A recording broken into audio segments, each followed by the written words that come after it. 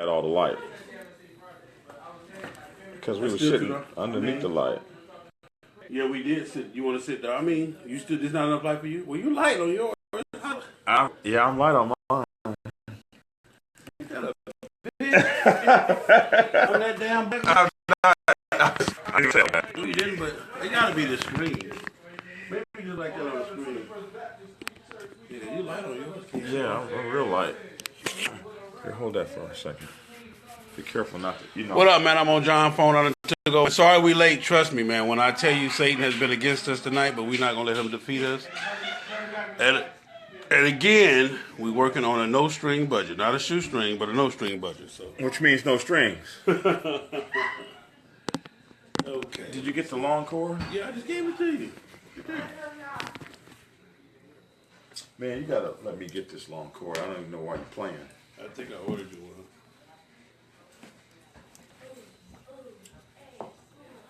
Yeah, this is real right here. What I just tear? I'm sorry, I'm trying to tear up nothing in the home. See, unplug that fan, that white one. I think that should be fan. Yeah, and that should give you all the range you need. Interfere with your parents and everything. Hey, man, it is what it is, man. Man, it is beautiful being at Cell's house. Just wonderful. His family just takes you right in and stuff.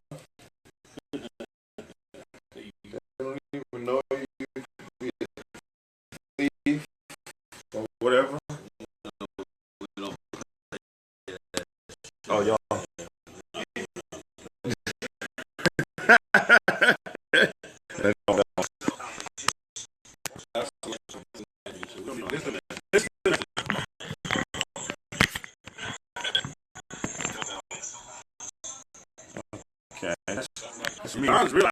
I don't know. It must. I'm using my daughter's tablet. My tablet's still on commission, so. Tablet's still on commission. They got something. Let's make sure we both get in. Yeah, we're in there. All right, check this out. Again, apologies. You should have got it automatically once you turned your Wi-Fi on. I can't. Yeah, that's you, AT&T something. So yeah, there it is. There. Anyway, what we got? Now we're late, but also to be honest, you're sitting in the dark. Okay, thank you, Starling. Yeah, you dark as hell over there. Thank you, Starling. I know I'm dark. It got to be the thing because yours is bright. So well, I don't know how John more yellow. Yeah, but your whole everything. No, you know I'm. You know. There it is, there, man. Fuck it is what it is. Oh, you can lean over in the mine. No, you gotta lean over. Fuck them. If they can't see me, they can't hear me. It'd be nice to your video people. How do you keep them? So mean. Listen, man. To your video people. Hold on, I go to Queen. Yeah, babe. All right, well, I just went live, man. John just got here. I'll call you later. Yeah, that part. Bye. Anyway, You told her I was late? I said, no, I didn't say you was late. I said John just got here. That's the same thing. Oh, my bad. Oops. Hey, man. I can't have no water. Alkaline water and vinegar. You want some? I mean, not the vinegar part, but... You just want the alkaline water? Yeah, I mean... I can't drink that. Yo, Ray! Alkaline, I got you. All right. Please. You know my little brother's a deputy sheriff. No. Yeah, he don't look like a deputy sheriff. He'll get off in that ass. Just see, you know what? I don't even curse anymore. I don't know why you do it. See, when I get around you... No, don't believe that. Hey, what's up, Reef? Reef's out there. What up, Reef? What up? Well, it's just like when I get around you, don't want to get healthy and shit, so it's the same thing. Big Cell running 2 miles. Hey, man. Running 2 miles. I'm just holding on, man. That's I said, holy moly. I'm scared to death. All right, so we're on. Again, sorry for being not on time. But like I say, man, when you got all these different elements against you, it is what it is. We live an hour apart. If it's more, probably more. It's more than an hour if there's no traffic. And it's in Georgia. Like, you could have gone to Alabama to come to his house. For sure. It's ridiculous. And then, those of you who've been to Atlanta know about the 285 traffic. It's 10 o'clock at night. The traffic this is worse than L.A. L.A. don't have nothing on Atlanta. LA traffic is punk traffic. You crazy. That 405. You know why they call the 405 the 405? Because it's gonna take you 4 or 5 hours to get wherever you're trying to go. I appreciate it. So you serve and protect the country, young man? Oh, You're a sheriff? Nah. I'm just a CEO. I work in the jail. You gonna be a sheriff? You gonna be a sheriff? Who do you work for, man? I think I am. Man, that's that little train that can, dog. Yeah, I don't know about that one. This This is too much. So you a CO in the correctional facility? Nah, I work for the sheriff's department. I am a detention deputy, but I see it more like Deputy. CO. I like that. Deputy. Close the door, man. You trying to downplay Deputy. it, Don't try to downplay that, man. Man, it is what it is, man. That's my little brother. I'm proud of him, man, doing his thing. Kept him out the streets. You know, I did all of that so he can do It's it. that alkaline water. Yeah. You can taste it. You know. What's good for you? Yeah, that I got a little bit of vinegar mixed in mine. So anyway, how many we got? We got 39, 40. We getting there. It's gonna probably be It's gonna probably be a bad start, but as everybody get on. Okay. Introductions. You already know. I'm your boy Big Cell FHO HNIC, King M&M, King of the South, National Secretary, True Ground Pounder. Is the King M&M? That's your road name? Yeah, that's my club name. That's your club name, King M&M. King M&M. Where did that emanate from? It stands for motor mouth. It stands for melt in your mouth. You know what I'm saying? Instead of your. I like the motor mouth. Yeah. of the two better. But that's what they said it was for. But I mean, one of the things I did too is I chose that so that my business and my club wouldn't get coincide. If I was King Big Cell, then FHO and everything else would be intertwined with that. So that's what that is. I'm here tonight sitting next to this man because I can. I think I have earned the right to be able to teach and educate and to learn you in my own way. I'm untraditional. He's traditional when it comes to teaching and preaching. So we both preach. We both have a message to preach. And our whole entire goal is simply just to unify the set. That's all we care about, is to get the set back right, to get everybody on one accord, to get you to know what it is, the reason why you joined the set, why you love the set, what was your entire purpose originally for being on the set, and this is what it should be. A lot of you cats have joined the set because you thought it was fun and cool, and there's so much more. That part does happen, but it's a lot more that had to happen before the set became fun and cool. So that's what we're here to do. And he's also the national secretary. Yeah. Of the Kings of the South. Yeah. So he does have some rank and structure in a motorcycle club that is fast growing across the country. And yes, sir. About 10 years old, I'd say. Yeah, we just turned 10. And, the really neat thing about being around is I was actually here in Atlanta and got to watch them come into Atlanta, and the big fight they had just to even get their colors, just to even be recognized. I was sitting inside of the restaurants and stuff when all this was going down. So to watch these guys just like explode all over the country is really kind of exciting. And when you get old, you can have seen all that. My name is Black Dragon. I am the national president of the Black Sabbath Nation. I've been on riding motorcycles since I was 5 years old. I've been in the Black Sabbath Nation, including my prospecting years, for 27 years, of which I did prospect for 5 years. So a lot of times when people start crying to me about their prospectship or how the club has screwed them over or any of those things, I really don't want to hear it, because I've been screwed over probably about as bad as it can happen. But I am here to talk about, or what we do here is we talk about getting the set right, but my other thing is brotherly love. This is a brotherhood. If you're in a mixed club, it's a brotherhood, sisterhood. Or if you're in a female club, it's a sisterhood. Some of my accomplishments are... my other thing is brotherly love. This is a brotherhood. If you're in a mixed club, it's a brotherhood, sisterhood. All right, go ahead. Our technology is getting us, but we get it right. A couple of my accomplishments. I am the publisher and author of the Prospects Bible. It was my first book, How to Prospect for a Traditional Motorcycle Club. The Prospects Bible for Women, How to Prospect for a Women's Motorcycle Club. And the Motorcycle Club PRO's Bible. You can get my books at prospectsbible.com, prosbible.com, mcprosbible.com, and prospectsbibleforwomen.com. or you can get them on Amazon. And I ask that you do that. I also want you to go to our YouTube pages, FHO, Atlanta, GA. And Black Dragon National President. And if you don't do anything, just subscribe to them. That really helps us out, and it helps to get our message out. The more subscriptions, the higher we grow on the ranking and the list, and we can get our message out to more people. So if you like what you see, we ask that you do 3 things. 1, go to FHO Atlanta, Georgia, or Black Dragon National President. Actually, go to both of them. Subscribe. 2, share. Share on Google, on YouTube, and also share on Facebook. And then we also ask that you tell folks about us and send our videos to folks that you know that can benefit from them. One of the biggest things too is this. I know a lot of people, you know, and I'm gonna put this out there. It might sound a little fucked up-ish. Again, I'm the one that curses. He doesn't. But for all of y'all that think we make $1 million, for all of y'all that think we make $1 million, we don't. We, you know, not yet. Yeah. We're trying to get there now. But again, so you subscribe and you watch and you sharing. We don't get it off of that, and you know, so you can share not knowing that we don't get, you know, that bread like that. But it is what it is, man. So not sharing. So by sharing, you're not making us rich. Yeah, that part right there.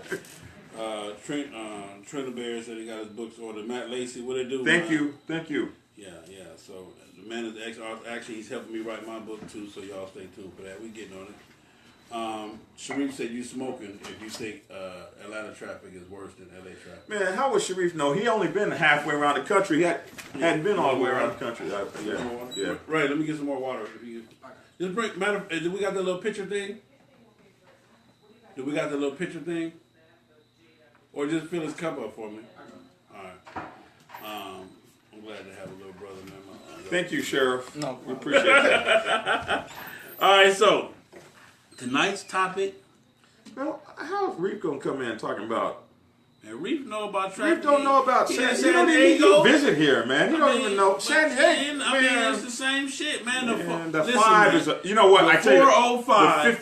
The 405. You in LA? You in LA? That's what I'm saying. They call that the San Diego freeway, but you can never get to San Diego if you try to drive down that sucker.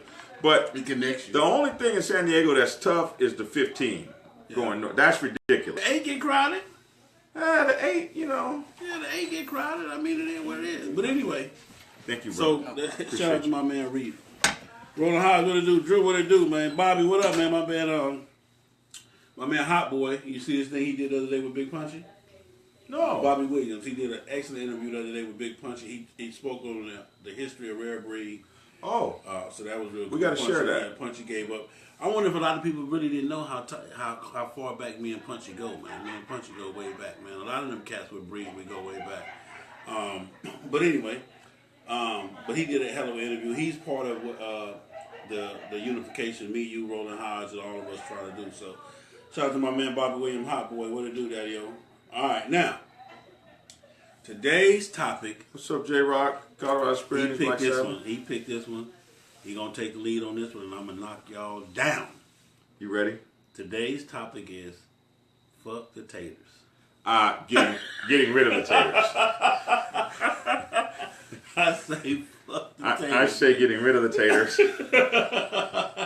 You know, I made a rap today. I saw you going hard and shit. It looked like you were cursing and everything. Well, I mean, look at me. Don't let this rap shit turn you out, man. I'm just saying, man.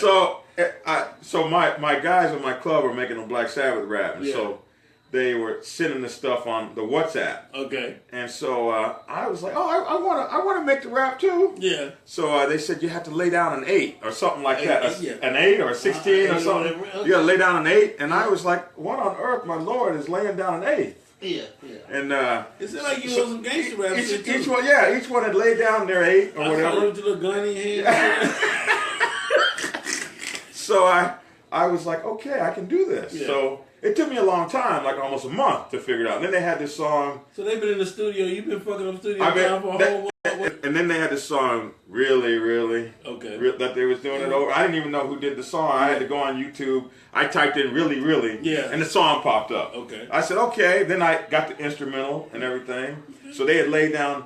So I took the rap that they had made and then put my own little spin to it, so. And then in the end, they said... I was telling her, is John gangbanging now? What the fuck? In the end, they said, Black Sabbath is the best. Say that with your chest, little A, N-word. Okay. So I said the little A, N-word. And my whole club come back with, man, that don't even sound like you, John. You need to drop that. But the guy who made the rap told me to stay with that. Yeah, he told you to So stay if with you that. guys hear that, don't... Yeah, I was just trying to rap. Hey, man, he trying to fit in where he get in, man. But anyway, tonight's topic, fuck the taters. He said how to get rid of How the to taters. get rid of the taters. All right, well. So, introduce the taters. we're going to introduce the taters. We're going to do it one at a time and talk about them? Do them one at a time. Okay. Each one of them have their own individual attributes. So, the taters are in your motorcycle club. They exist. And they're no good for your motorcycle club. We give them way too much energy and way too much time. And we'll talk to you about who the taters are, and then we're going to talk to you about how to get rid of them. Hey, Master Chief, it's good to see you. Thanks for tuning in. A lot of my Navy buddies tune in from when I was in the submarine service. It's always so good to see them as they progress through life. They're all doing great things, and we thank you all for your service. So the taters are an amazing crew that drag down the energy out of your motorcycle club. And they drag down the energy because the taters are all about me. So the taters is a bunch of selfish motherfuckers. They are very selfish people. And they're no good for the MC. They drag the MC into the mud. They destroy the MC. And they move the MC from something great to something less than what it can be. And when we talk about the motorcycle club, we talk about love. We talk about why we do this. We do this because it's a part of us. It's in our heart. I've been in the motorcycle club since my Navy days.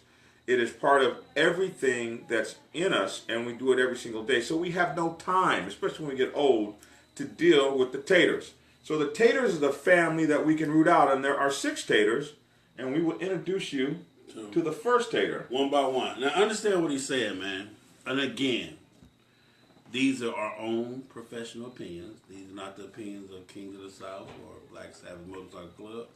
These are from our own experiences, from our own chases and battles within the MC and being part of the MC the whole 9 yards. So if one of these taters apply to you, just shut the fuck up and change from being a tater to being a brother or sister of the motorcycle club.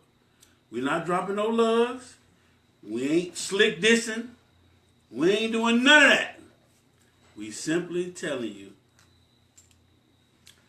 We're saying get rid of the tater. We're saying get rid of the tater. That's what we're saying. Okay. So the first tater you should meet is the spectator. Or have met shit.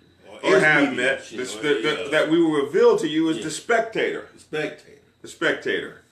And we all know the spectator in our motorcycle club. The spectator belongs to the tater family, and all the spectator does is spectates. They love that vest, man. They'll do everything they can do to get that cut. Okay. They're at every meeting. They show up for every single thing, but the second they get that cut, or some of us, we let them spectate from hang around to prospect ship to member to retirement. From hang around to prospect ship to member to member retirement. Because you got to think about it. Some of these guys, they were spectating from the very beginning. Like they never showed up for anything. They was never around as prospects. They wouldn't clean up the house, the clubhouse. So wait a minute. So let's get this understood. The spectator is the cat that's in your club that got a job, family, and dog. I mean, I'm. You gotta understand, man. With everything I got going, I'm gonna ride my bike, but I can't ride like you ride. Shit, I got shit to do. I got a job. I got a family. I got a wife. So that's spectator. That's a spectator. They have excuses. Oh, okay. They can't do anything but spectate. That's it. And they really belong in riding clubs. Period. Because they're not MC. Most of y'all already know that. I done told y'all that too, so don't get it. They need to be in the Gold Wing Riders of America. They need to be in the...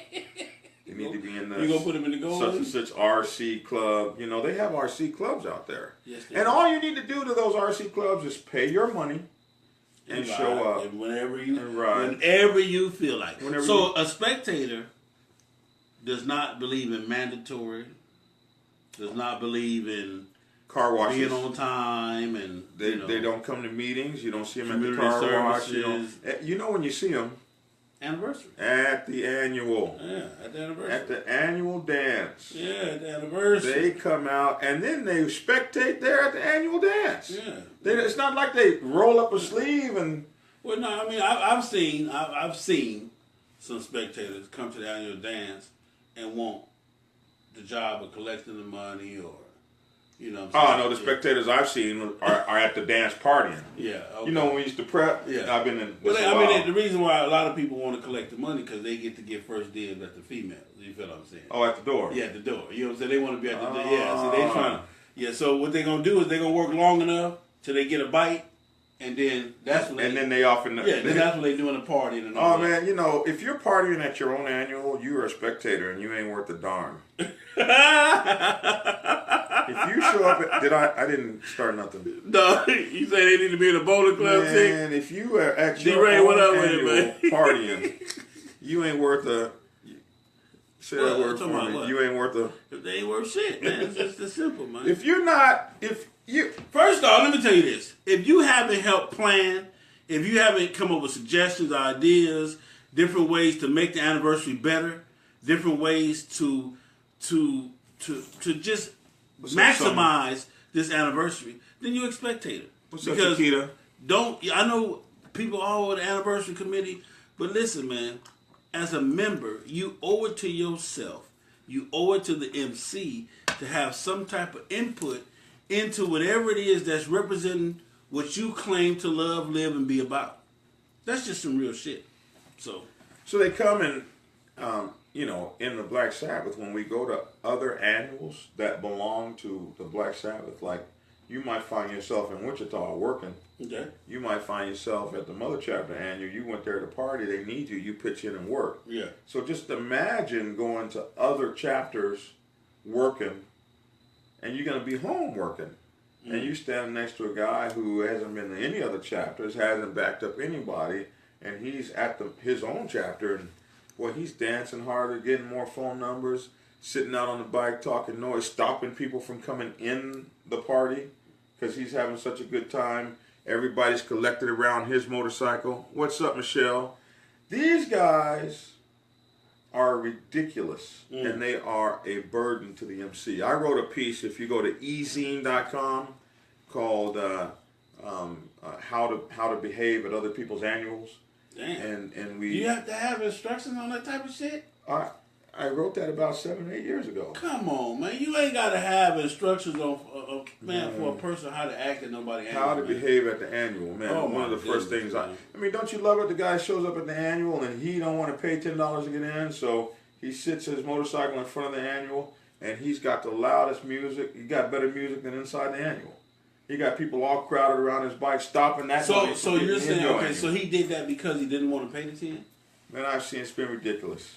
Like $10 is just so much. I'm not. Yeah, I paid 10, but the 20 and the 25. Out in Cali, they do that. The 20, 25. Yeah, but you get live entertainment and all type of shit. What I'm saying is this, man. Don't have no $15 anniversary, and you ain't even got 15 members. I'm gonna stop right there. Go on. Well, that's a spectator. So, how do you root the spectator out of your MC? I would imagine, make him own up to what he signed up for. Yeah. The spectator fears the bylaws. He's terrified of the bylaws. For you see, he or she runs into trouble when the bylaws have things like duty days, mandatory meetings, mandatory functions, mandatory runs, bike inspections, when the spectator runs into that, the spectator has trouble. But here's the deal: y'all let the spectator slide. Why? Because we want these numbers so bad. Every now and then they'll show up for like a bike count or something, and you can say, yep, see, we're 400 strong. 400 what strong?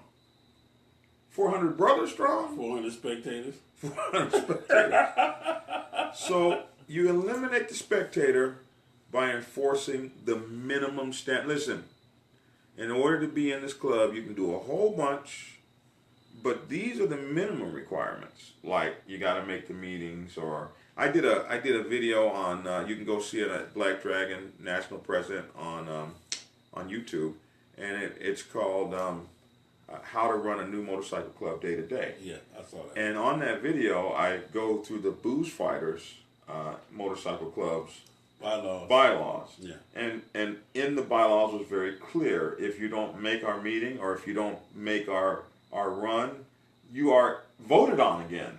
That was amazing to me. Well, you know what? I had this suggestion too, man, and I had suggested this. I mean, even within my club, but I kind of wanted to put this out there. I think that either once a year or every 2 years, every year or every 2 years, every member should be reevaluated. I mean, I think every member should have to come into the meeting. The sergeant arms need to collect all colors from every member, and you need to stand up and per se have an attendance record read and mileage count and the whole 9 yards. And that would be interesting if you had to re-qualify. Because see, a lot of times, you guys gotta understand this: a cat would do everything. A spectator would do everything that he has to do to get in the club, and the minute he achieves that, gets his colors and his patch, then that's when all the bullshit starts. So, what you do, you just document it. Like I said, if you got an accurate secretary, you take and roll and all of that. Me personally, if you miss 2 meetings in a row, your ass is out of there, because that's actually, if you meet once a month and a person misses 2 meetings in a row, that's 60 days.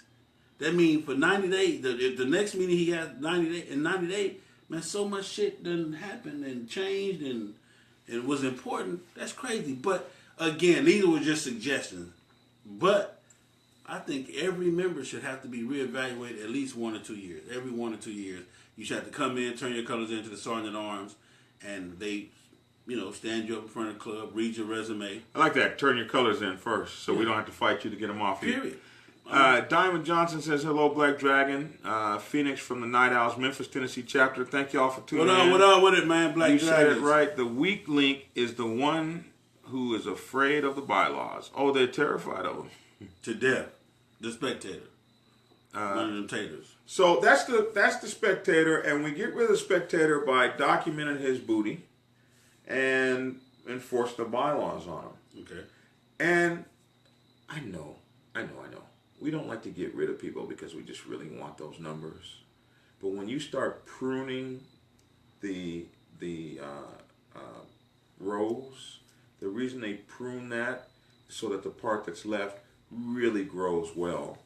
And you got to prune these people out of your club because they drag it down. People get mad. You're doing all this work and this guy's sitting over here spectating. Which brings to light the second person I want to talk about. And that member of the family of the Taters is the commentator. Whoa. I can listen. The commentator. I can already tell you. That's him right there.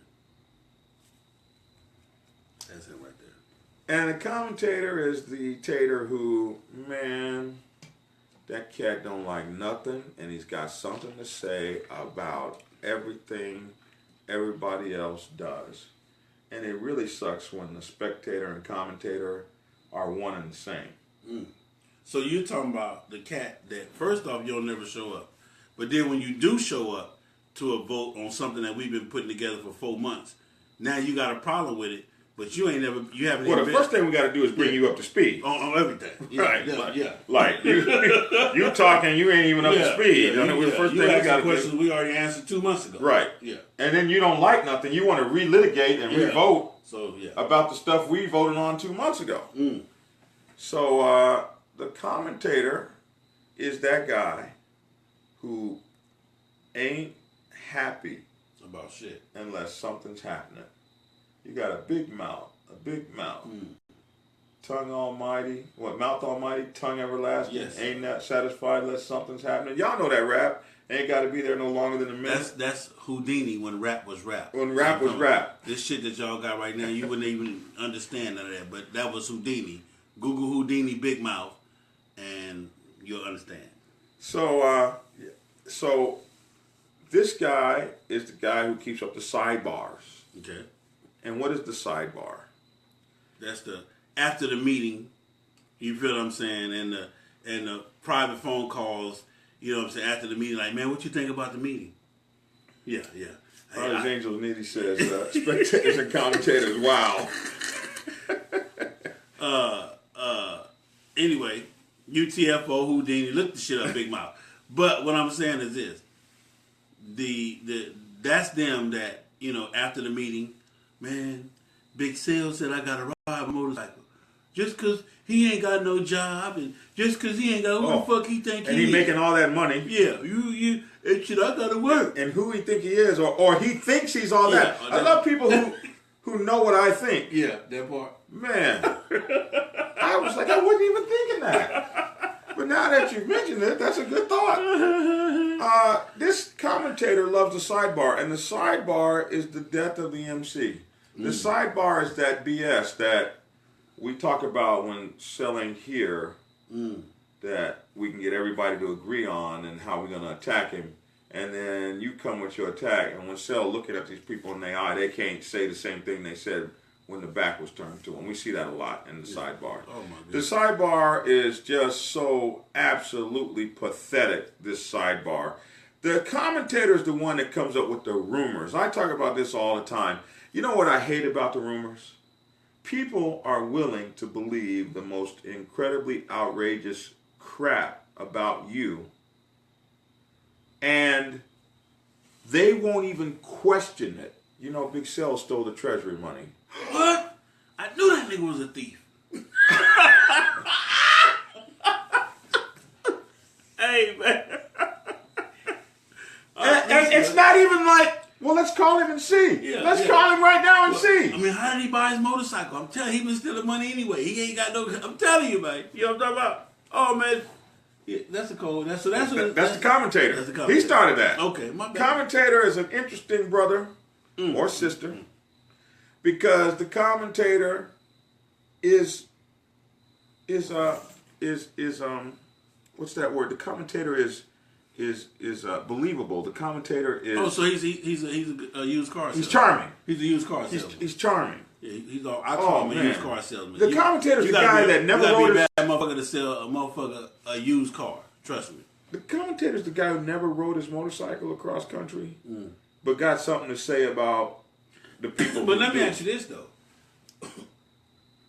the commentator also, I'm gonna say this, that the expert commentator is the one that will make the ride one time, just so he can have that advantage. No? Not a real commentator. Oh, okay, my bad. What are you saying? She said charismatic. Nitty, you say charismatic, charismatic, however you want to pronounce the word, charismatic. Rosie likes what you're saying out of Hard Riders, Houston, Texas. Well, thank you for turning in. Rare Pro Desire, Black Sabbath, Atlanta, PRO. Thank you, baby, for tuning in. So this guy is so amazing. This commentator. He's got the power to bring people together under the auspices of destruction of the club or removal of the president, or we're going to take away the sergeant at arms position, and he can gather everyone together and yet not have done anything. Like he throws the rock and hides his hand. When I say not done anything, we're all believing this guy. He's so great. He's going to take over the position of sergeant at arms. This cat's never even been a road captain. Okay. This guy has never done anything for the MC at all. But he's so good at tearing folks down. You just know he can do the job. Automatic. We're going to remove you, and we're going to put Big Cell as the guy. He's commentated and he's spectated, but his mouth is so great and so believable and so outstanding that he can get all these people together and ain't done a darn thing. He is dangerous to your MC. He throws stuff out about people. He makes accusations, and his accusations are believable. And the only reason his accusations are believable is because you folks refuse to call the roach to the light. If I have something negative to say about Cell, and I'm telling you about it, you have an obligation as Cell's brother to say, you know what, Black Dragon, that Cell is a dirty, low-down bastard. Let's find out. Yeah, right. Let's call him and ask him right now why he did that. Yeah. And you, we don't need to, whenever you hear that, and the stuttering. Yeah. You already know Because somebody is telling the truth to be, let's call him. Let's call him right now. So that's the commentator. How do we get rid of the commentator? By calling him to the light. Yeah. You know, you should make it a habit in your MC, in any dealings with people, that when someone brings to you a rumor about someone else, to not give that rumor the breath of light until you verify whether or not it's true.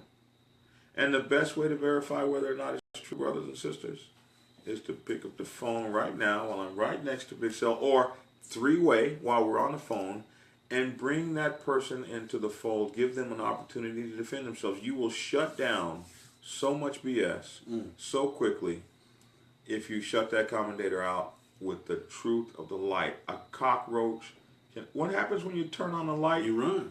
I mean, some of y'all might not have ever had cockroaches, but no, I grew up with them. They run. Yeah, I've seen a few. They get up. I've seen a few. I've seen a couple myself. Yeah, so, you bring that commentator to light, and then you punish him with the bylaws for lying on the chapter or for lying on a member. You can get rid of them by allowing them to talk themselves into their own noose. So the commentator brings me to the next tater in your family. Spectator, commentator. Agitator. The agitator is a member of the Taters in your motorcycle club.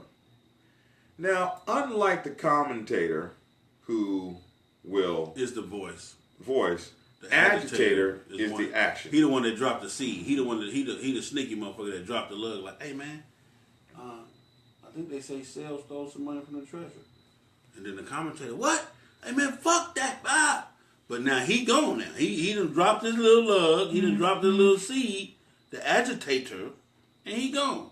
Because that's all he wanted to do was, in other words, the agitator is most likely your homeboy that's close to you. Excuse me, that's acting like he fuck with you, acting like he like you, acting like he your boy, but he's really jealous of you. He's jealous of your accomplishments. He's jealous of the fact that you ride your motorcycle. He's jealous of the fact that you won this position through a vote and he didn't. That's most likely who the agitator is. So the agitator most likely is on your left or your right. Most likely. K. Johnson said, what do you call the one that starts shit with everybody? Then would be the, what is that? That would be the bitch ass tater. Oh, or agitator. I think they're one and the same. Yeah, the bitch. Greg the said bitch keeps the shit started up. Y'all got me cursing tonight. Hey man, hey, what up?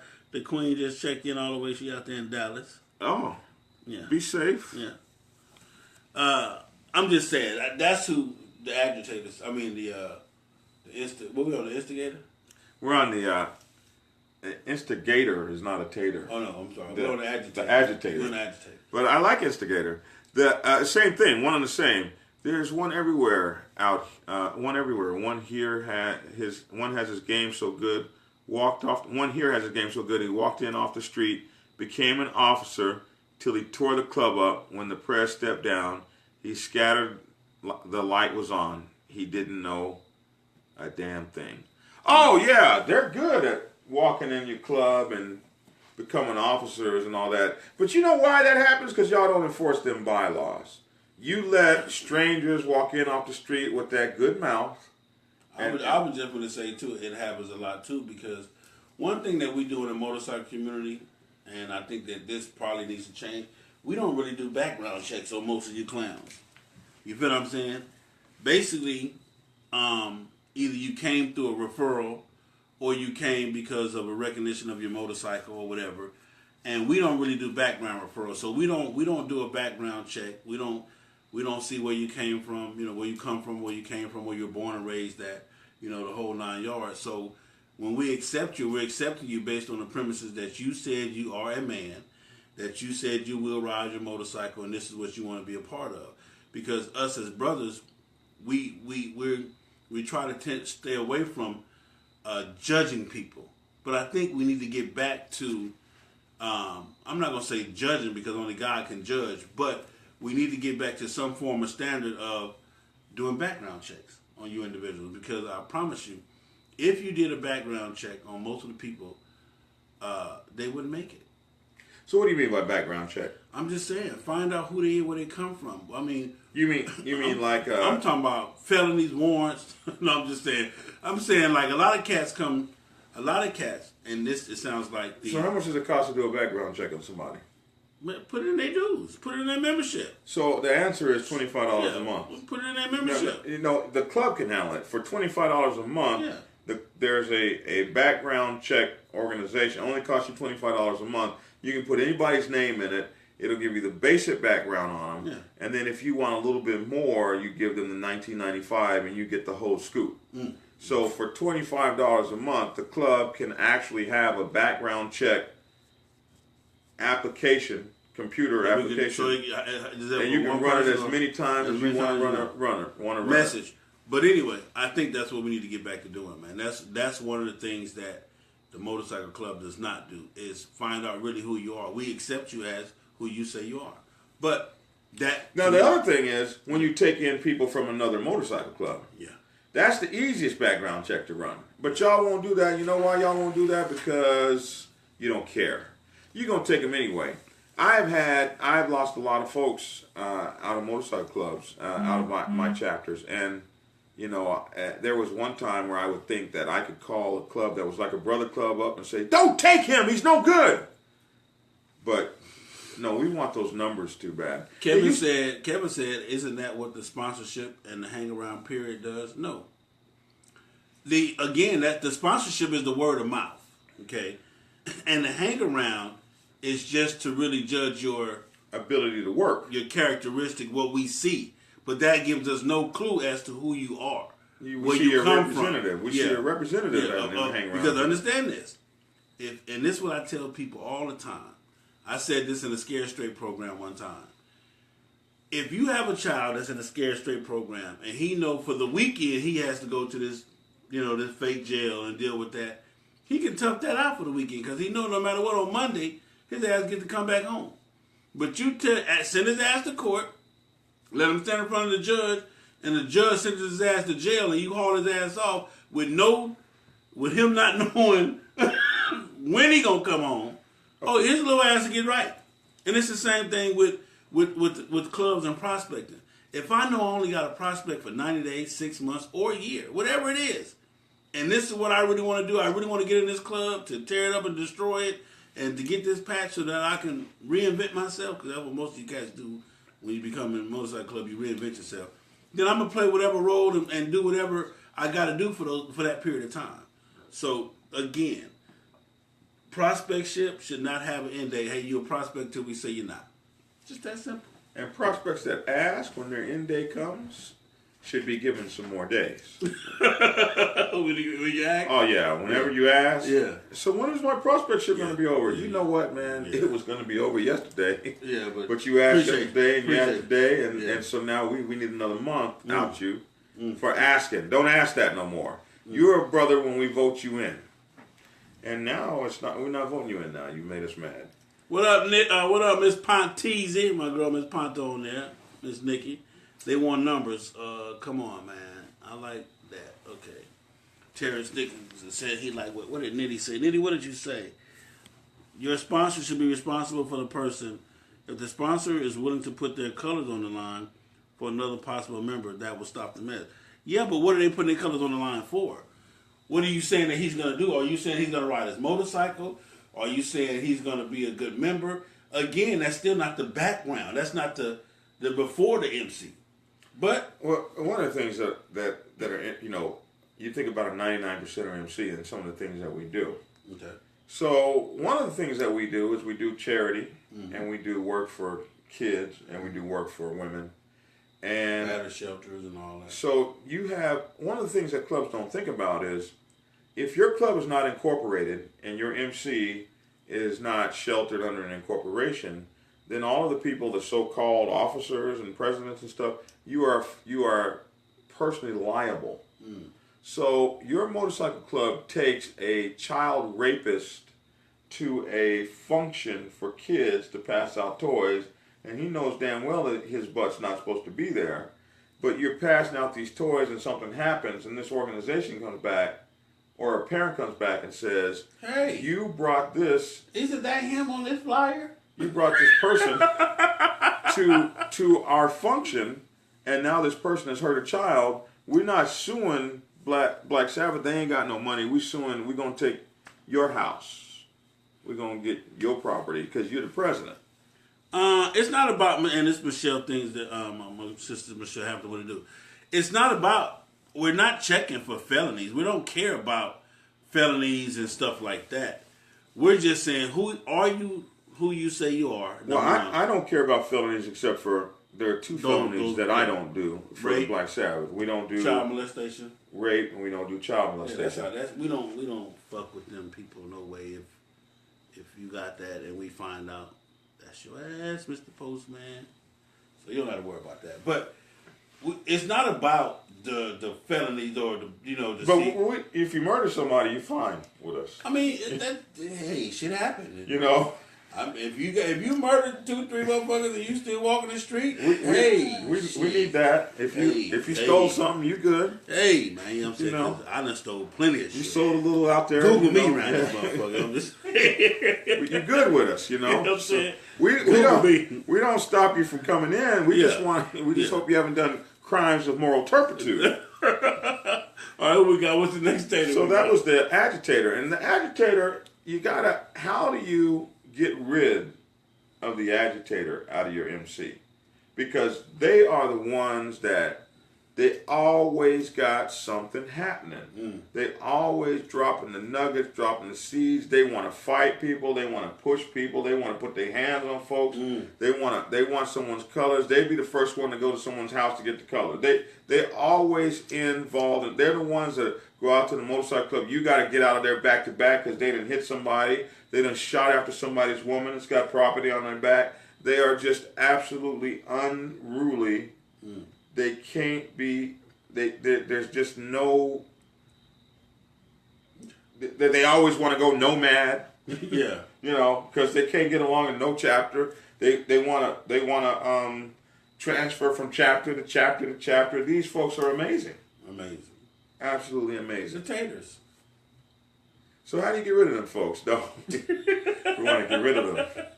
So again, here it is, and I always go back to this. It's bylaws enforcement. It's bylaws enforcement. When you have bylaws that talk about if you disrespect a person's space or a person's woman or a person, or you lie on a person, these are the bylaws that you use to bring this person under fine, bring this person under suspension, and ultimately get rid of them out of your club. They drag down everybody.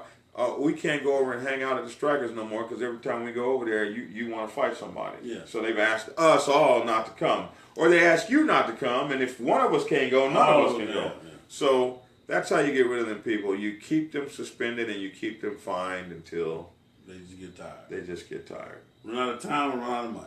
And then they go to somebody else's club that won't do a background check on them, and you can laugh because they always come over. They always come with, man, them Black Sabbath, they wasn't nothing over there, man. And you buy that. Y'all buy that. Y'all buy it. They buy it because they didn't ever like y'all from the beginning. Oh, yeah. They was our good friends. Yeah. You know, and I tell you something. Whenever you take a troublemaker from my club and bring him to your club and my club, we're not going to get along anymore. Not, because when he comes, you've got to protect him with your whole club. So now he's coming with that BS. We was great friends. Now we're not friends anymore. If he wasn't good enough for us and you're my friend, man, he might not be good enough for you. I remember in the old days where we were in San Diego, there was only just a few clubs. You had an argument with your club, you didn't get along with it, you want to go join the Royal Aces. Royal Aces would be like, well, now we ain't friends with the Black Sabbath. Maybe you need to go back home and get that straightened out before you come over here. Loyalty. That's the way it was. It's not like that now. People now ask you, hey, man, when you get tired of the Black Sabbath, we got something over here for you. Loyalty. Terrence, what it do? Personally liable. Wow. Eye-opener statement. I'm just saying. Bunch of fake motherfuckers. That's what Carlos Hardy say. That part. Okay. Yeah. What we got next? Okay, so the next tater in your family, we'll all recognize this one, is the rotator.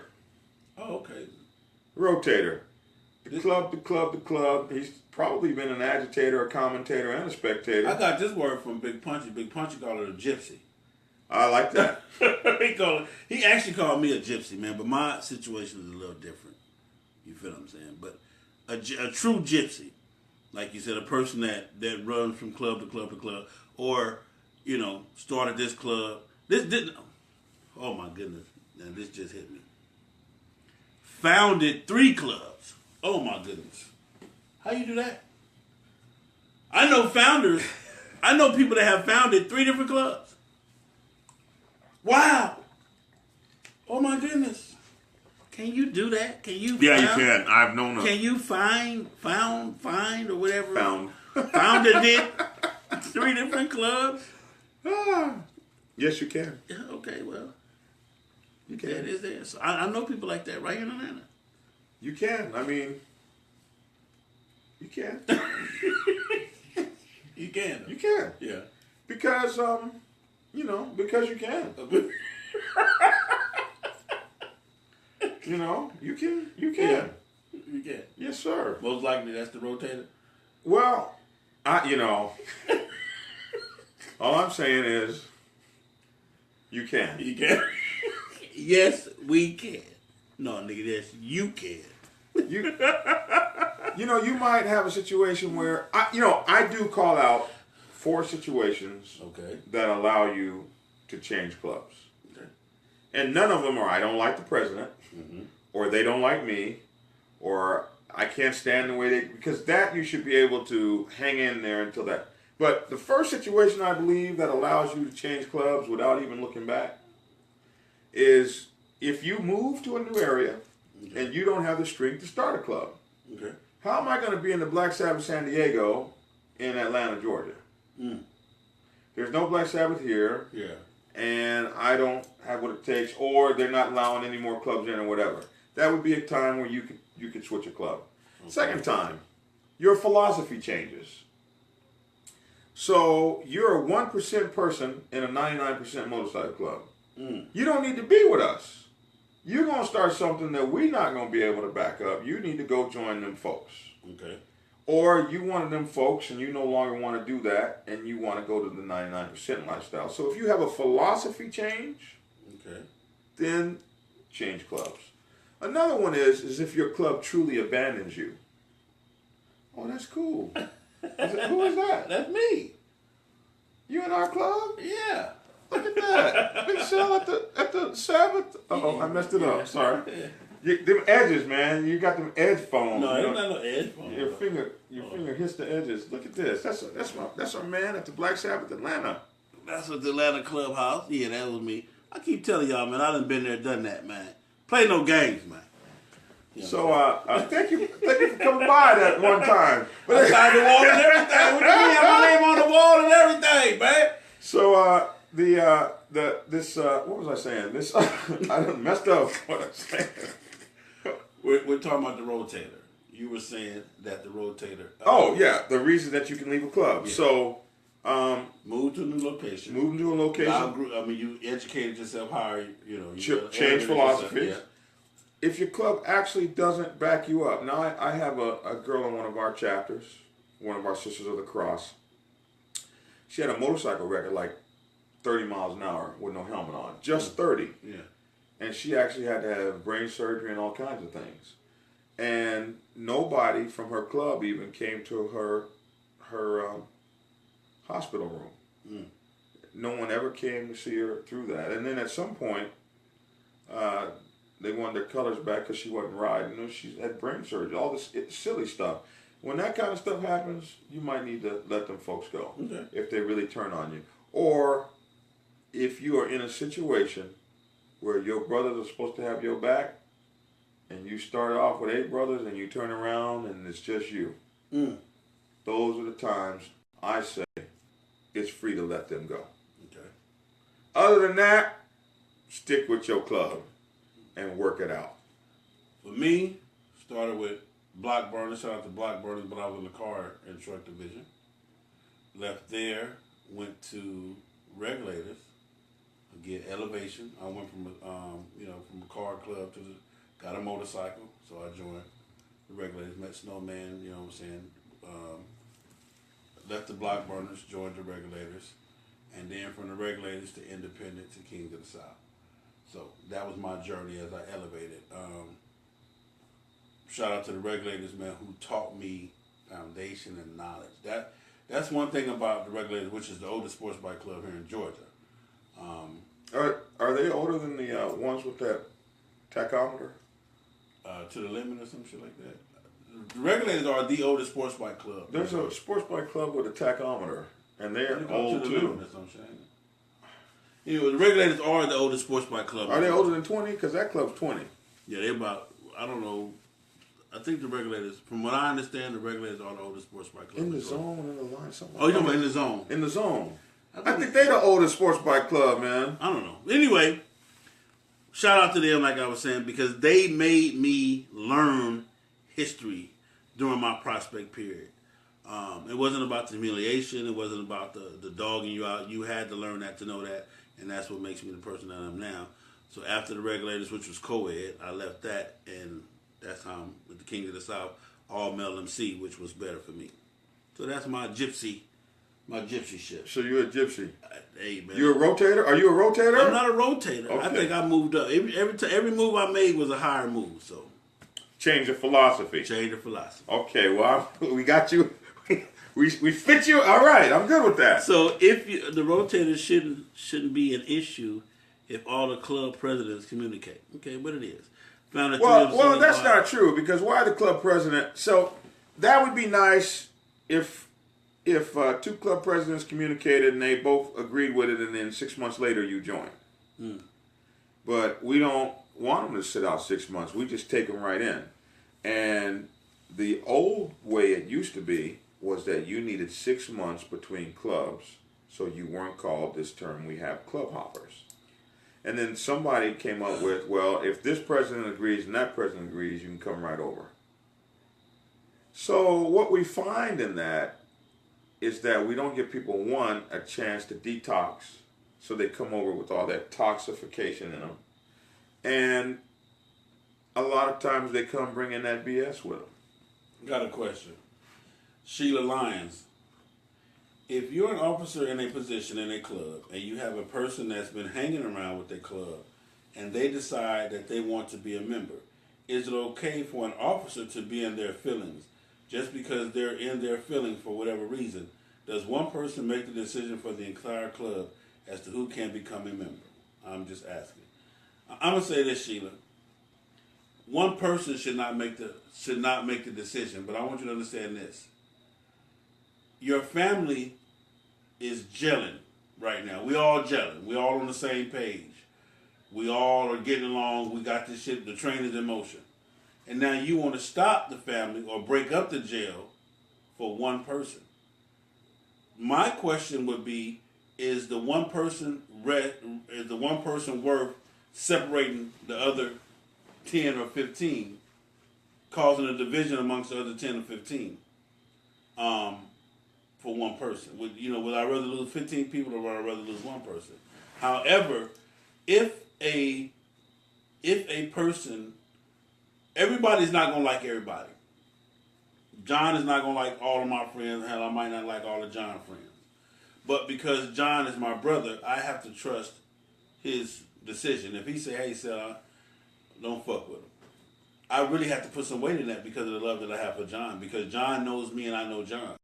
So if they say you ain't gonna fuck with him, then I'm not making my decision based off of that. But that is a factor for me to consider. So I go straight back to MC protocol, and I'm always about the protocol and the bylaws. So in traditional motorcycle clubs, a protocol is that a person is brought into the hang-around period, either with a 100% or vote or a majority vote as a hang-around to the prospectship. But from a prospect to a member is a 100% vote. So yes, hell yes, one person can stop you from being voted in, because in a traditional MC, all you need is one person to say no. You can't belong to this brotherhood and you're not in. So, but one person is not capable of stopping you from prospecting altogether. Period. And so if this one person's in their feelings and they go, well, no, you can't even prospect, that's wrong. The prospectship is to give anyone a chance to earn their way in. And a lot of times in a traditional MC, if a person can't get voted in, then they re-prospect until they can get voted in again, until they can do whatever they got to do to convince this member. That's 5 years. that's 5 years. So they can do everything they got to do to convince this member, or wait to God till he drops off the face of. Okay, he's gone now. Can I get in? Which is what you might have to do, but you should be allowed to prospect. So one person shouldn't be able to stop you from prospecting, but one person could very well stop you from getting in the club. Okay. What up, Hubba? We're talking about them taters, man. 10 Down MC checking in from Houston. What What's up? up? 10 Toes MC. That's my man over there. My man's in them, man. My man's in them. Devon Johnson, we appreciate you. Trevor the Wolf, Trevor J. Wolf. It should be unanimous with all club members, in my opinion. If yeah, we with you on that. Brandy Mason is watching from Tulsa, Oklahoma. It's good to see you, Brandy. Say, man, we love all of you guys on here. But trust me, we do. We see you, so we watching you. What we got next? What's the next tater? Hesitator. Okay. The hesitator. And that's the last tater, the hesitator. No, we did 6 yet. Yeah, that's 6. No, we did. Commentator. Mm-hmm. Spectator. Mm-hmm. Oh, yeah, we are missing one. That's only 5, yeah. We did. Commentator, spectator, agitator. It's the agitator. And now Rotator. Rotator. Oh, we got 2 more. Yeah. I remember them now. So we have the hesitator. The hesitator. Man, the hesitator is the officer. Why would you continue to prospect waiting for someone to drop dead? That was just a statement, man. It was just a statement. Well, first off, understand this. It's just like a female. If at first you don't succeed, try again. You know what I'm saying? So whatever that is, whatever that means to you. When I first came to MC World in the 70s, we took care of each other, and we were 60 strong on iron. But now these clubs are just putting patches on. I've seen patches with safety pins and staples on it. What? You know, we used to have a rule that you had 24 hours to get your patch on your back, and if you didn't get your patch on your back, if you had a safety pin on and somebody snatched it, that was it. You were gone. Well, you better hope you get that bitch on a Friday. I've seen safety pins, staples, Sunday, you might numbers. Might be Presidents are not checking to see if the member left in good standing or not after they take his or her mess in, I guess, the club. They cause havoc. Of course they do. And they come to you and ask why you didn't tell them. Well, why didn't you ask? Oh, yeah, you go to that other MC. Why didn't you tell us he was such a hellraiser? You didn't ask, dog. There you that part. You didn't even... Terrence Dickens, man, we enjoy you. You know what I'm saying? You say you got to go to work. Truck Street Soldiers, MC We North appreciate Carolina. you, man. Thank you. Yeah. So a hesitator is that officer or person who just can't make a darn decision to save their life. They want to take everything to committee. They just can't bring nothing. Is a hesitator 9 times out of 10 an officer? 9 times out of 10, the hesitator is an officer. Okay. And the hesitator can't seem to get anything past them. They like breast on a boar hog, like useless. You know, you're the sergeant at arms, and person after person comes up to you with issue after issue, and you just never seem to be able to get an issue solved. Okay. You know, or it sounds like the hesitator also may be the person who, and I'm just going to use a sergeant at arms. What if I see you as a sergeant at arms? If I see you fucking up and you violating and you're clearly breaking the rules of the bylaws, I mean clearly, it's good Lord.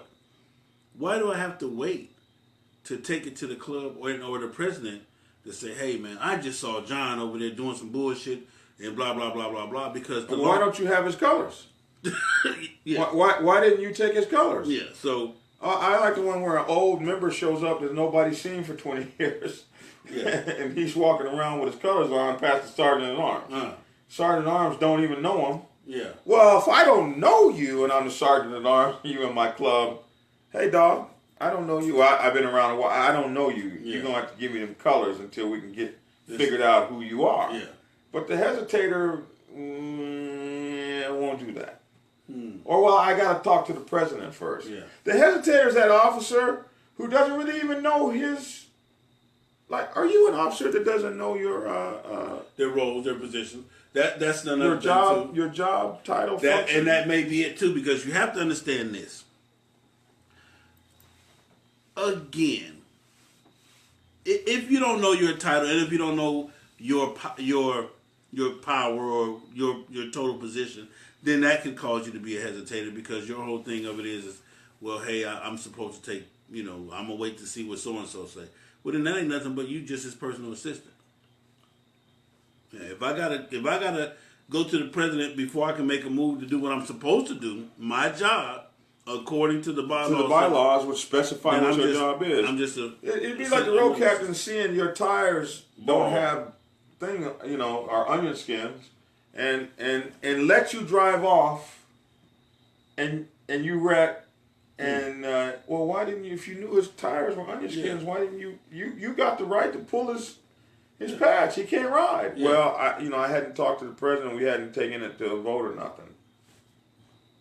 Your job is to so all things, ladies and gentlemen, and I tell this to cats all the time. People call me, man, Sil, we ain't even voted on that. They doing it, dude. Sometimes we ain't got time to sit up and wait on a vote.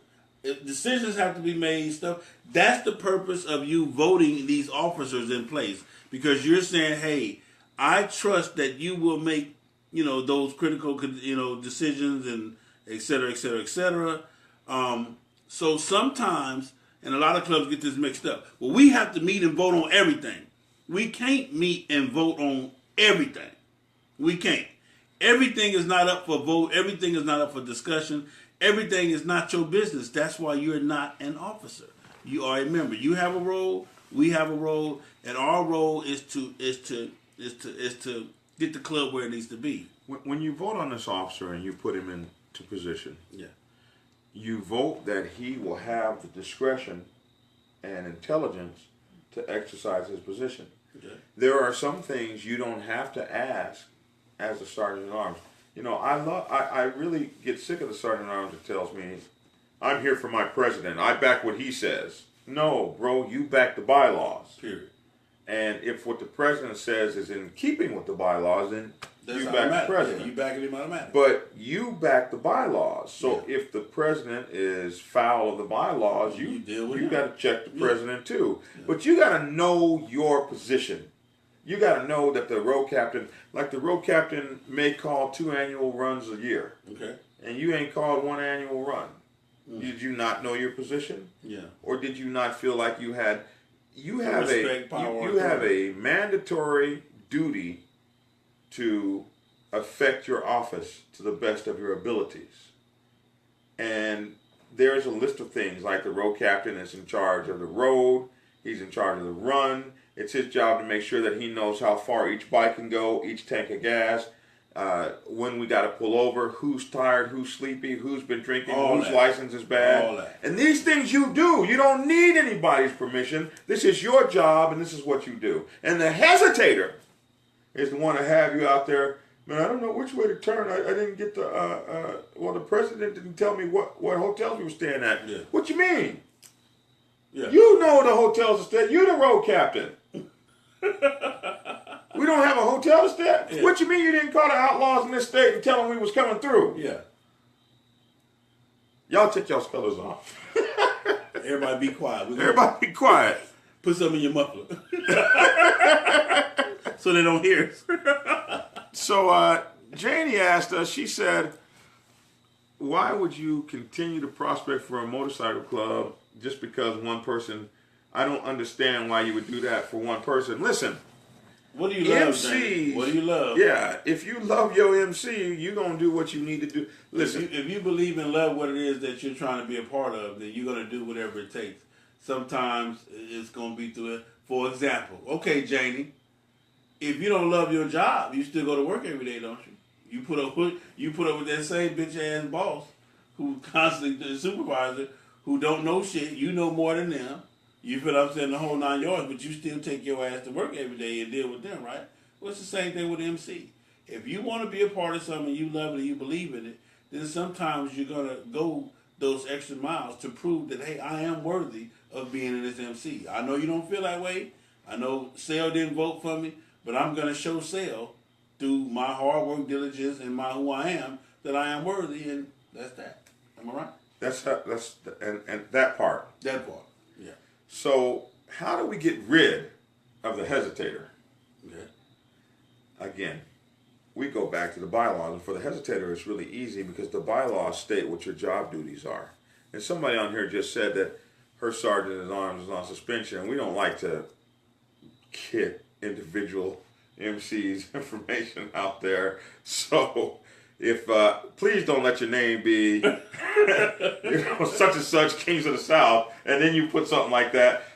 No, but someone sergeant at arms is on suspension because he didn't make a decision. I just read, and that's right. Yeah. When they fail to hold their job titles up or their duties up, or they fail to come through with a decision, you put them on suspension, and you fine them, and you run them out of office. Hesitators are not good for anybody. I mean, you imagine somebody hesitating on the football field. Why didn't you tackle that guy? Nobody told me to. They told me the last play, but they didn't tell me this play. What about some personal perseverance? What about some kick booty? What about some... Yo, Nitty! What up, man? All these days of Diddy on, man.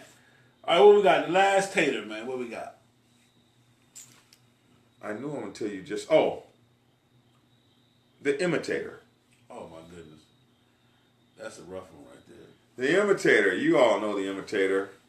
I came in the club because Cell came in the club. And if Cell leaves, I'm gone too. Yeah. Okay. All right. Well, we want to get rid of the president because, well, isn't that what everybody said we're just going to do? Mm-hmm. I'm part of this group because I'm imitating. The imitator is an interesting person. They don't seem to have their own damn idea about anything. Forgive me for cursing. Yeah. And they don't, they're no good. They're absolutely as worthless as rest on a bull hog. So what do you think? What do you think?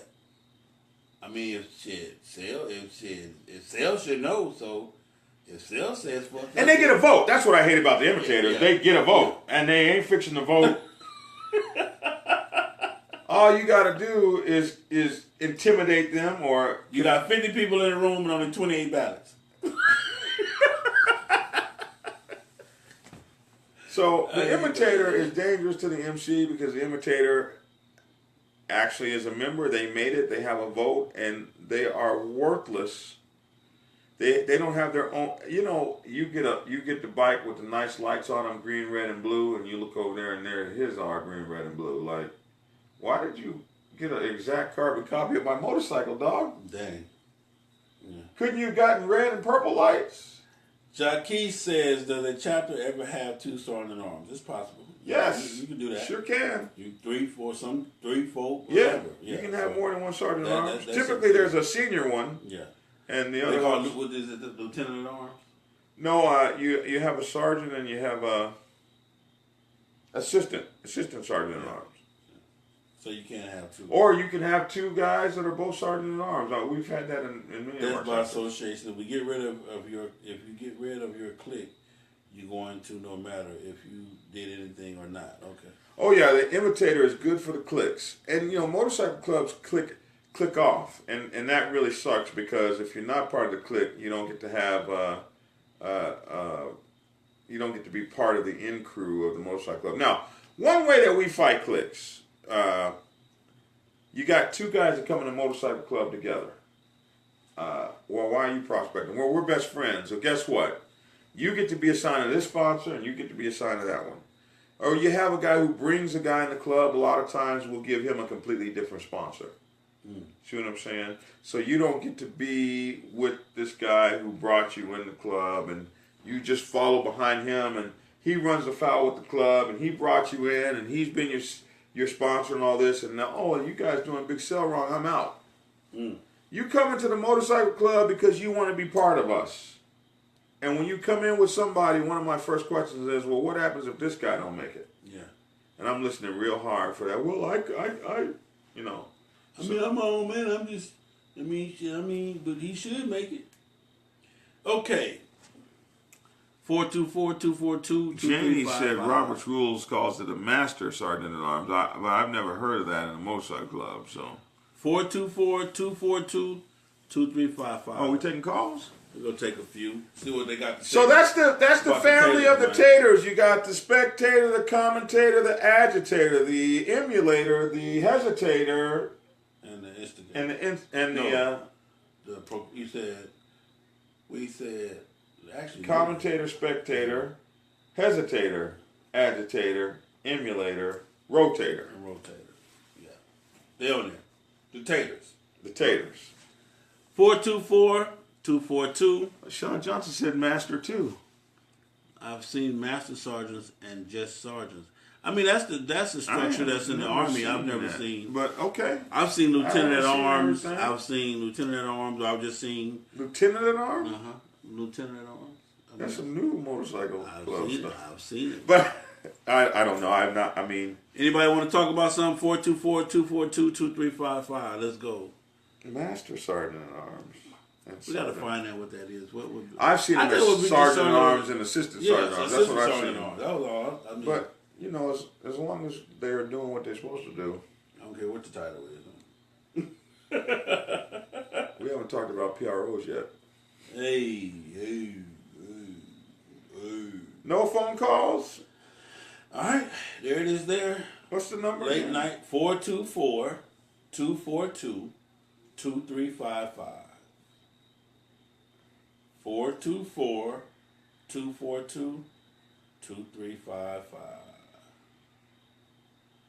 Alright. Well, one thing about it, man, we hope that you guys learned from tonight's episode, the Taters. And I'm pretty sure a lot of y'all recognize several different people in your clubs right now that fit those qualifications. Hell, even you, if you be honest. Jenny said that What? we should write things down on a piece of paper. Like we can't remember 6 Taters. I mean, just Janice, JD. just make sure you're not a tater. That's all that matters. Whichever one we did say, however, whatever order, just make sure you're not a tater, please. Yeah. So, should be one officer per job. Make them go to work. Make them go to work. We can't remember a number and too lazy to write it down. Man, say that number again. 424-242-2355. 424-242-2355. Bobby Salisbury says, my problem with motorcycle clubs is that if we were cool before we joined different clubs, we should still be cool. Well, not really. We would be cool, but we won't be brothers. If we're in different motorcycle clubs we will be cool, but we won't be brothers. So once you join the brotherhood, you shed your old self and you step into your new self, which is a member of the Black Sabbath Nation. You're no longer exclusive to those other folks. They're just folks you know, or folks that your motorcycle club is close with, and you're brothers that way, but you're not inside of the brotherhood. And that's the exclusivity of the MC, and that's what the MC gives, an exclusivity of family and connection and lifetime commitment. So you're not the same as you were when you was hanging out with your homies. They're not your brothers. We are. They won't die for you. We will. Bruce says, my man Tick, what up, Tick? Rare Breed LA. Very informative. Every one of those topics describe members who will be the weakest links in your club, and they will water your shit down. For damn show, Tick. That's for damn show. What did Tick say? He said, very informative. Every one of these topics describe members who will be the weakest links in your club, and they will water your shit down. Thank you, Tick. He should have called in with that. Yeah. We like Tick to call in. What is the difference between a national president and a regional national? Huh? And can you cover how we should treat retired people who have given 20, 30 years of faithful service? Okay, so a national president, all the presidents are under the national president. A regional president is president of all the presidents of a region. You might see that also as a state boss or something like that. So, now, how many do you have to have a certain amount of chapters to have a regional? No. And that, so in other words, no, because you can have a regional of the East Coast and a regional of the West Coast. So, for example, if you got 2 chapters in North Carolina and 1 in South Carolina, can you have a regional president for that? Well, one. Exactly. Why do you do this to me? So one would need to have 5 chapters to be a national. You know what? You wouldn't be called a national club, but you could probably have a regional president. No, I'm just saying. What I'm saying is, you got your national club. You got 9, 10 chapters, but you got 3 chapters in this region. That's what I'm saying. How many chapters does it have that you would think would be acceptable in order to have a regional president? Because you already got a national president. So, I mean, for you to have a national president and a regional president, I think probably at least 3 chapters in a region. 3 chapters. You might. It just depends. Well, it really depends on how many chapters you have. Because let's say you got 25 chapters, but only 3 in Georgia. Okay. But you got a national president that's trying to hold down 25 chapters, so he needs regional presidents. Okay. So yeah, he needs people reporting to him. So the more national chapters you have nationally, that cause you to have regional. Will cause you to have regional or state bosses, as it were. Man, they got questions, but they're typing them. Yeah, they got it. It is what it is. Oh, now how should you treat a person with 20 or 30 years of faithful service? Listen, come on, man. 10 years is all you need to retire, right? Yeah, and many, but some motorcycle club. But you've had 20 or 30 years of service. How should you be treated? As a G, you should be treated as a G, but you're not calling no shots. No, I mean, see, this is the thing. You never have to retire. You never, ever, ever have to retire. Mm-hmm. You can always pay dues and stand duty. The minute you retire, that means you're not doing runs, mandatory runs. That means you're not standing duty and you're not paying dues. You're only going to wear the colors on. At that point, when you retire, your job is to continue the education, pass the torch. But you don't get the same level of treatment as you do when you're an active member. You get respect. I mean, it's almost like this too, man. You could have been at a company for 50 years. You were the man at that company. You were very loved or whatever. And you retire. You know, once you retire, so you go out and you retire.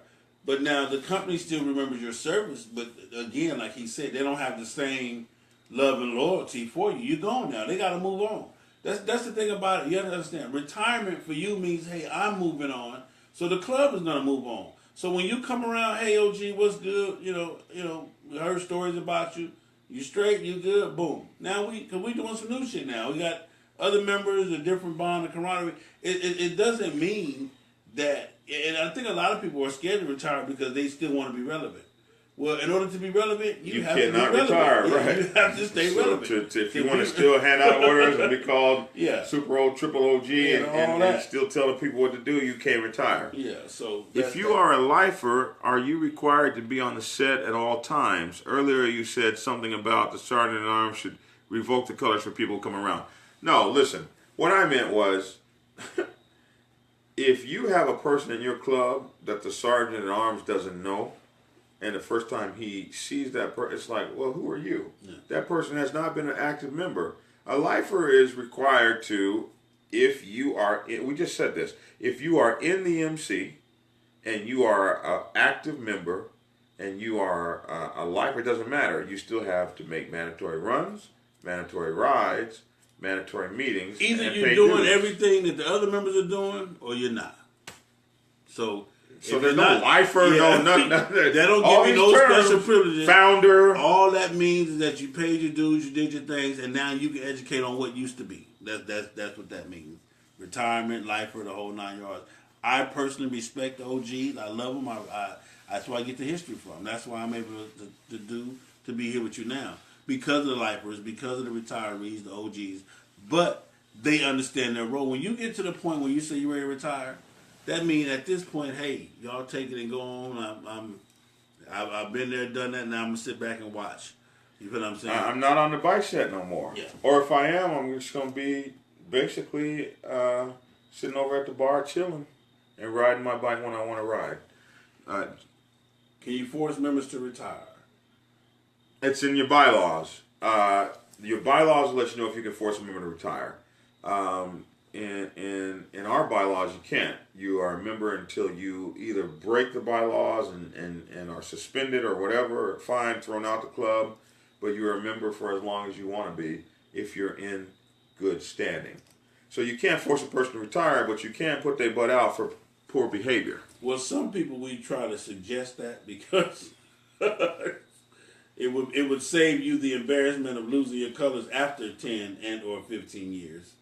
You feel what I'm saying? So we suggest, because again, okay, so you put in your 12 years and you can't ride anymore or whatever, then take the retirement, because at that point you leave the MC on the high instead of on the low, because I cannot say, well, John don't have to ride his bike because he's an OG. No, that's bullshit. If he's in his motorcycle club, he got to ride his motorcycle. Or you can still be the president and you can't ride no more. No, sir. That's not happening. Somebody, I think Tick said they called me my phone. I didn't hear it ring. I thought my ringer was on. It is on. I didn't hear shit.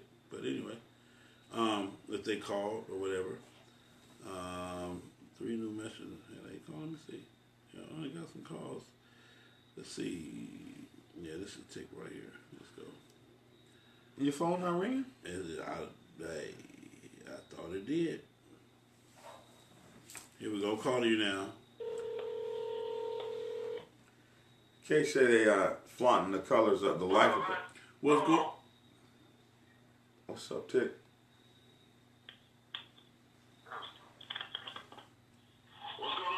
What's going on, Tick, man? First off, we appreciate you, man. We love your knowledge. We love your conversation, baby. Go ahead.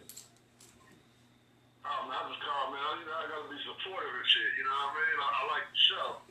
So, yeah, man, you guys touched some good stuff tonight, man. There was all those taters, man. You can call them what you want to call them. But basically, just describe people that are in the club for all the wrong reasons, man. Yeah. And, you'd be a better off club without those type of people, man. You can afford to, you know, like you said, prune the flowers and shit. You know what I mean? Yeah. And another thing, I was listening to you guys and talk. You know, I know you guys don't proclaim to be experts and shit on the whole everything, man. It's like, I look at it like, you know, John, you got the wisdom, man. You've been around, you've been doing this shit. You know, you're speaking from what you've experienced. You know what I mean? It's the same like dealing with your kids and shit. You know what I mean? They think they know everything, and no matter you tell them right from wrong, they still gonna do what the fuck they want to do. And they ain't doing nothing new because you've been there and done that. You're trying to tell them the right way the first time. You know what I mean? It's the same shit. So hopefully some people, you know, took heed to what you're saying, and they try to take that shit and implement it into what they're trying to build within their club so that they can be better clubs so that they can stand the test of time. You know what I mean? I got a question for you, Tick. I got a question for you, Tate. Which one of the haters did you hate the most? Which one of the taters did you hate the most?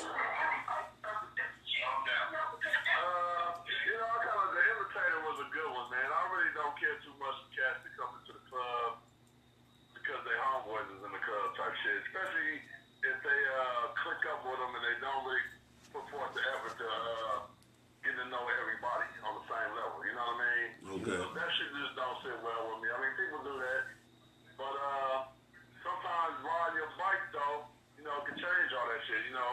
I don't like if a guy come to the club and he's a new member and he don't approach it making his business to get to know you or you older member. You know what I mean? I feel like that's some shit that should be automatic. They be standing there, they don't know what to say to you. You know what I mean? Yeah. And it's like, but I'm the kind of dude I am. I'm gonna say what's up. If anybody got my patch on, I'm gonna introduce myself. You know what I mean? Because with me, you're just gonna get to know me. Ain't no way around it. What you see is what you get. I'm gonna be the way I am, and I just don't believe. I don't feel comfortable bouncing around. It's kind of weird, man, when you got people wearing your vest and you don't got no real relationship with them. You know what I mean? Yeah. And the only way, because I'm in a motorcycle club, I'm not gonna be just being the streets with you on some old other ass shit. You're not gonna drag me to Hollywood on my motorcycle. You know what I mean? But if we go out on the highway and all that kind of stuff, it was something. We did this trip. It was about 14 hours. Didn't nobody bite on it, man, but I really wanted to see it happen, you know what I mean? But we was together for, then in like 3 weeks, man. So sometimes we would, of course, when you go on that long, you're going to be staying overnight in a hotel room and shit. Everybody kind of shared a room with the same person through the whole trip, you know what I mean? Because they was comfortable with them people. And in my mind, I like that movie, I don't know, it wasn't Stand and Deliver, man. It was, Remember the Titans. Yeah. Or something like that, it was the whole race thing, and they was going on the road trip. Yeah. And to make them get along better, he made them start shacking up, mixing it up. You know what I mean? Yeah. That way, at the end of the day, you in a room with somebody you don't really know, or you guys up late talking and shit. You get to talking and shit. You get to knowing people. Plus the ride, it just create a different bond that you ain't gonna get just from attending club meetings and like they always say, you don't ride, you just go to the bars and all that shit. That's the right way to get to know your brothers, you know what I mean? Well, Well, one of the things though, Chick, like I said, we appreciate it, man. You just said some real shit. Do you think that is a problem for you not to know some of the members in the club, or you just think that that's just how it is?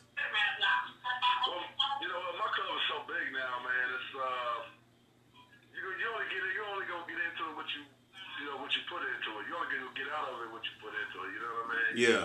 So I consciously, myself, I try to attempt to get to personally know a lot of people, you know what I mean? Not just in my chapters right here in California, but that's a part of the reason that my motivation for traveling across country and interacting with my other chapters and stuff like that. Because in my mind, I've been a rare breed before all these other chapters came about. So in my mind, it's like, damn, I'm a rare breed. I've always been a rare breed. Everybody in rare breed always knew me. But now I see all these new chapters, man, and these dudes out doing their thing, man, and they doing the same shit we do.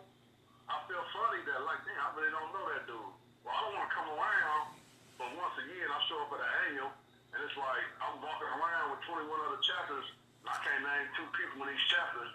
Fuck that. Even if I can say their name because of social media, that ain't good enough for me. I gotta interact. I gotta have a relationship. I gotta have a bond. I gotta know these cats. You know what I mean? Yeah. You know, I still don't know everybody, but I know enough people to where maybe when we somewhere else, but I already know all them. I still got time that I can beat these cats, and they've been good so far, man. So that's just. Because one thing I do see, you are riding and visiting and stopping through, and that's what's going to have to happen in order for you to get what you want to get done. That familiarity. If you, people all the time think that, well, he didn't speak to me. Well, hell, you didn't speak to me either. So if we don't get past that, then it really ain't gonna make a difference.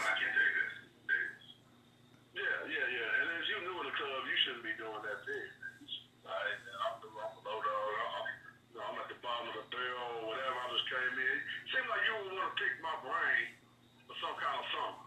mean? Yeah. Because everybody ain't going to tell you the same stories. Everybody not going to give you the same knowledge. You know what I mean? Everybody not going to show you how to do shit the same way. You know what I mean? There it is. When I meet brothers, man, and a lot of my brothers can tell you this, man. If I come up to you and I'm at a function or something, and I know 90% of the people at this function, and I know I see brothers, I pick them up. I say, man, that dude, he just here, but he not really here. And I say, hey, man, come take a lap with me, homeboy. You know what I mean? Yeah. And when they take that lap with me, I make it my business to say, introduce him to everybody I know. Everybody. You know what I mean? I'm going to introduce you to everybody. We're going to laugh. We're going to take some pictures. Then I'm going to take you over here. I'm going to buy you a beer or whatever. You know, drink. Come do, this is me. This is how I get out. This is all I do. Okay. You know? Yeah. Some people, they just stand around and they don't know which way to go. They don't know what to do. They just there. They can't be enjoying the shit like I'll be enjoying the shit. You know what I mean? And that's just me. That's just the way I am. Well, we appreciate you, big homie. Hey, go ahead. Hit me with another question, man. What's up, man? Hey, man, you did your thing, man. Like I said, my biggest thing, like I said, I wanted to know which one of the Taters was the one you hated the most, and you said the imitator, so that was good. But we love you, homie. We appreciate you calling in. What Big Tit? One of the folks said, how do you deal with officers who stand in constant opposition, past officers that are not officers anymore, that want to stand in constant opposition to the new president and his group of officers, and they're trying to get stuff done? Well, man, those anybody in the club at any time, man, no matter what club you in, if you got a president and that's the elected president of your club, man, you're supposed to stand behind the president, the vice president, and the body of the club, man. And if there's somebody spreading some type of venom, somebody that sideline conversation shit after the meeting, that call you on the phone with all that shit, and Red Breed, man, we always, it's almost like you gotta be in the club, be around to know that we say this shit to motherfuckers all the time. If that's how you feel, that's something you want to talk about, bring that shit to the meeting and say it in the meeting. Because if you ain't saying it in the meeting, get the fuck on. I don't want to talk about it. You know what I mean? Yeah. You gotta have the balls, they gotta have the balls to come say what they want to present, or whatever it is that's on their mind. Whatever it is, say that shit in the meeting, man. If you're not gonna say that shit in the meeting, man, get the fuck on. Don't even talk to me about it.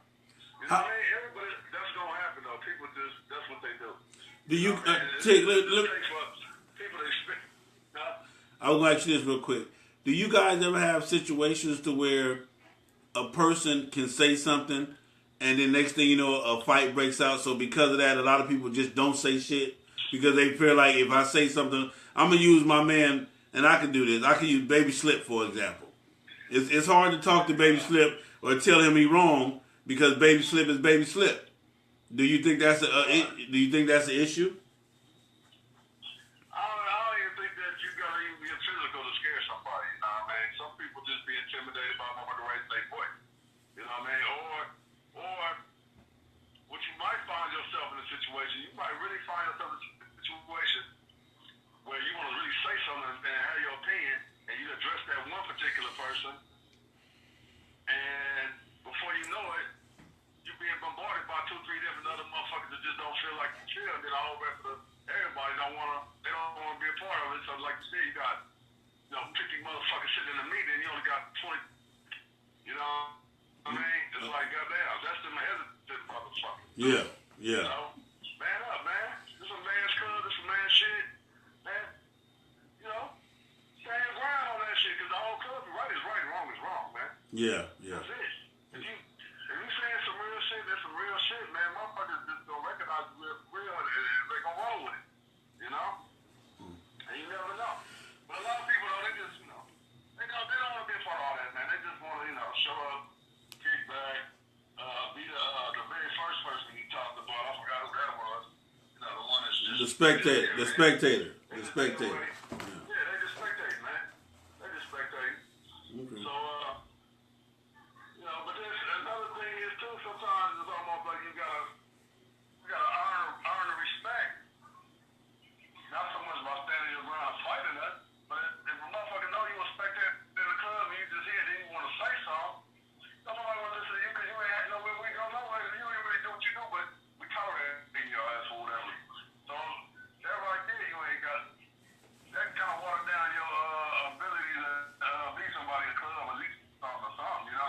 In other words, for you to have a voice, you haven't even earned a voice. So basically, yeah, I got you. Right, Yeah. right. Around here in our club, man, we really, if you ride your fucking motorcycle, man, that gives you more respect in this club than a whole lot of shit, man. I mean, it really means something. Like, man, that motherfucker ride. You can be all fucked up in the head. Motherfucker gonna tell you, man, I'm sarcastic, I'm fucked up this, I'm that, whatever they say. But if I gotta say something, the motherfucker's gonna really be like, well, the nigga ride his motorcycle, he got something to say. Yeah. You know what I mean? The nigga really, he do this referee shit.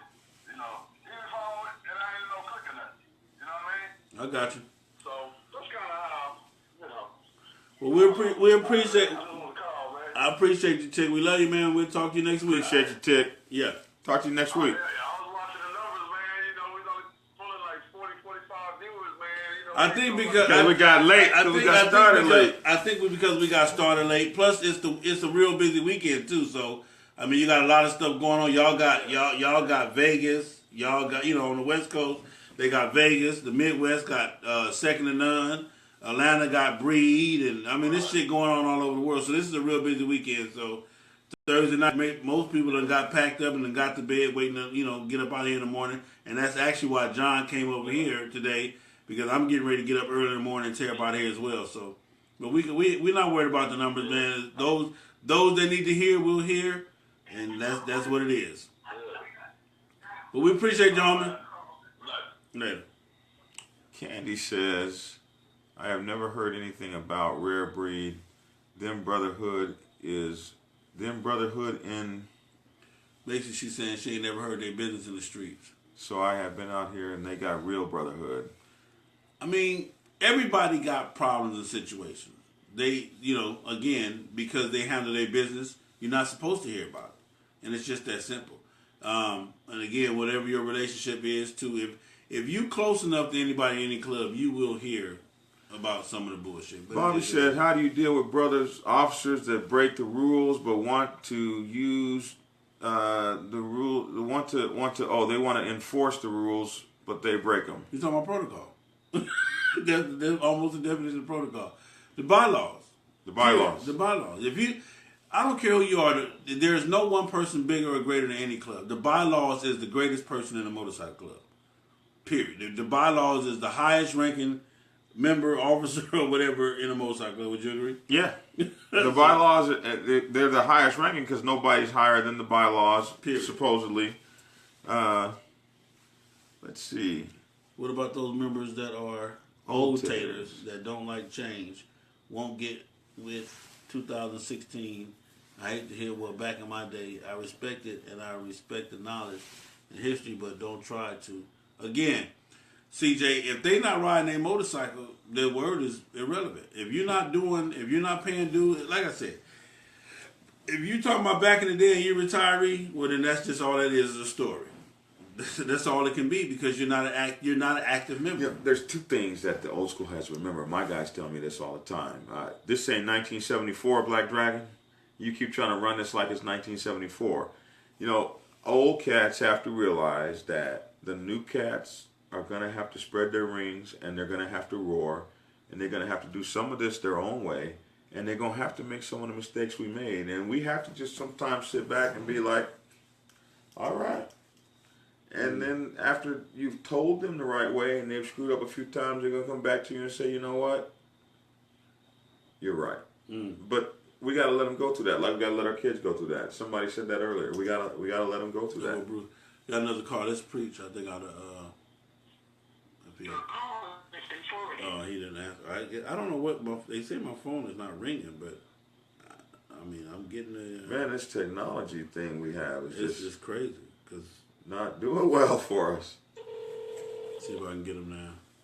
Jenny says bylaws are like the Bible. Bylaws are the Bible. Go ahead, preach. Hey, what's going on, Jam? All right, go on. You're on live. Yeah, I was checking out one of the things y'all said earlier about it, about judging and all that good stuff in the background checks. And that made a lot of sense to me, especially, military background and all this stuff going on. Like, they were doing all these charities, but nobody really knows whose hand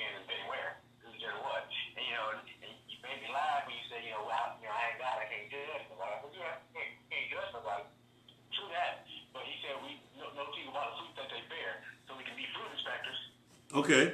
You know, you can start to check what some of these brothers are doing, because a lot of brothers are getting into this stuff for the wrong reasons.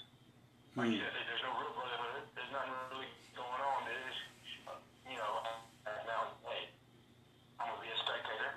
I'm going to be a commentator. I'm going to be whatever. But I ain't going to be real to the game. Okay. Well, I like that though. I like that food inspector. We can be food inspectors. I like that fruit inspectors. I had never heard that one before. Yeah, I like that. So you do agree with the background checks and all of that? I definitely think we need to have some kind of background check in there somewhere. You know, not just at the president level, things of that nature, but see what's really. You're breaking up. Man, your phone is breaking up, man. I heard most of it, Preach, but it might be my connection too. Hell, ain't no telling. Where's Preach at? You in Texas, ain't you, Preach? Preach. Yeah. I like what he just said though, as far as us not being able to be judged, you know, not being judges, but fruit inspectors. That's a good one. So. We can judge a man by his fruit, so we don't have to be judges. But That's my man Preach from No Rules, No Dudes, Austin, Texas. That's cool. What up, Preach? Out of Austin, Texas. All right, well, I don't think we got nothing else, man. It's been a beautiful thing. Make sure y'all share this. Make sure y'all tell everybody to go watch it later on his YouTube page, my YouTube page as well. Black Dragon National President. FHO. FHO, man. Big Cell FHO HNIC, man. Drew Long, Texas. That was him. Oh, I might call somebody. My bad. Get my book, Prospects Bible, prospectsbible.com. Get my book, Prospects Bible for Women, prospectsbibleforwomen.com. Get my book, The Motorcycle Club Public Relations Officer's Bible, mcprosbible.com. Good night, Janie. Good night, Trevor. Good night, Cindy. Good night, y'all, everybody. Man. See y'all next week. I think we're going to do my topic next week, Pillow Talking or Public Knowledge. Oh. Yeah. Is your club business being pillow talk, or is this shit just public knowledge? Tuesday night, you guys, we've done great with the Prospects Bible. I think there's only the Motorcycle Club PRO's course. It's been an awesome course. I think we've only got 2 more sessions left. We're just about done with it. 3 at the most. You guys got to see that Tuesday night, 877-387-8884 at 9 o'clock p.m. on Tuesday nights. Thank you, Felix. Felix said you got that Prospect Bible. Thank you, man. We love all of y'all. Tonight, we're sorry for being late, but when I tell you we were up against it, it is what it is, and it's still a late night, midnight here where we are. So hope wherever you guys are, you guys enjoy your weekend, man. It's a beautiful weekend this way. I hope it's beautiful for you. So put some respect on the throttle. Not I, me, but we. That part right there, man. Get skinny. Love you. He got me on. Hey, this cat running. Hey, man. This guy running. He got him running. He got me on. This cat walking 2 miles every day. Drinking my little alkaline water. Holy moly! He didn't say nothing either. I was picking on him and everything, and then one day I was like, "He got this." We walking right now. I love my OGs, man. The next thing we know, we walking right now. And then he said this thing. I ran today, and he's got his stats up and everything. That cat made me go out and run. I almost died out there. Hey, man, but we love y'all. Stay tuned next week. And again, man, thank y'all for being patient with us through all the technical difficulties, through the wait and the hesitation. We're going to get it together, man. But understand this. Oh, my God. What? Johnny Gunn is dead? Who? Where do you see that at? Yes, let's ride. R.I.P. Johnny Gunn. Okay. I don't know. That's somebody you know. Y'all take care and have a good night. Peace. Get skinny.